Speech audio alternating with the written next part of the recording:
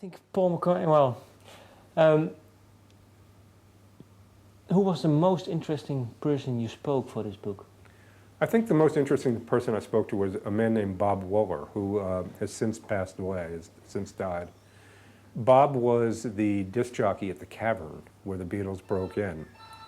And he knew the Beatles, I think, better than anybody else. He introduced them to Brian Epstein. He gave them good advice throughout their days playing there. And he really gave me a picture of what these four young men were like in their most formative years, how wild they were, how unruly they were, how what he said called them cheeky. They had a fast mouth. They smoked on stage. They talked to the girls on stage. He didn't really trust them to show up when they needed to show up for a band. He gave me a really wonderful picture about who these young men were and how they grew up to become the Beatles. And that was an invaluable picture. He had never spoken to anybody about it before. And they weren't very kind to him. As a matter of fact, John beat him senseless one night because Bob made the wrong comment to John during a birthday party for Paul. And there were a lot of hard feelings. So for a long time, Bob Wooler didn't talk about the Beatles. But when he started to talk and talk to me, he was brilliant. And he really filled in a lot of the important facts. And who did you speak to of the family of the Beatles? I spoke to everybody I could. I spoke to all of John's cousins and his aunts and uncles, and the same with Paul's, George's best friends, Ringo's closest friends. All in all, I spent about a year and a half commuting between New York, London, and Liverpool until I had spoken to almost 600 people who had gone to school with the Beatles, had been at family functions with them, and could give me a real sense of who these young men were. And do you have some nice person who sums it up for you? What made it worthwhile? Do you have one?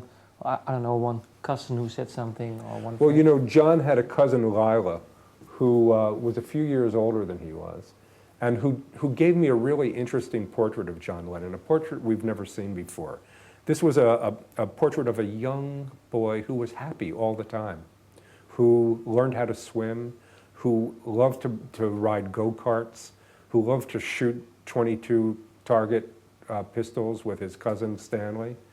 And so his cousin Lila really helped me see a John Lennon that none of us had ever seen before, a young boy, someone who loved to sing but also loved to play and was very happy. And by the time we meet John in the story, he's already in his mid-teens, and he's resentful because his mother's been killed, his father's left him, his best friend is dying, and he's already drinking quite a bit. So it was really helpful for me to talk to his cousins and get a good sense of who he was in the early days.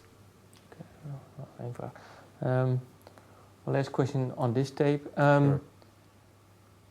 What is then?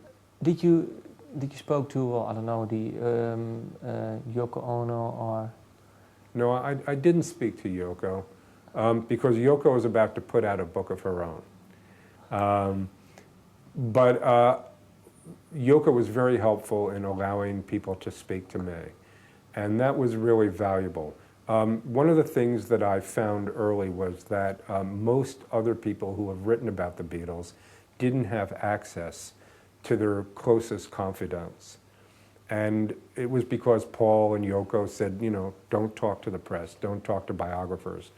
And in this case, they didn't do that. How come? They knew my writing. They knew that I was, it took me a long time to get them to feel that I would say things in a responsible way, that I would handle the story well.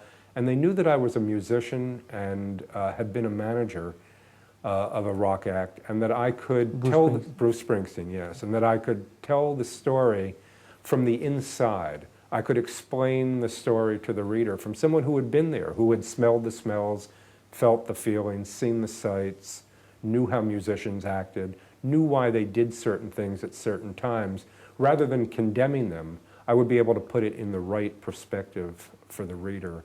And so I felt that they were very generous to give me access to all those people who had never spoken about the Beatles before.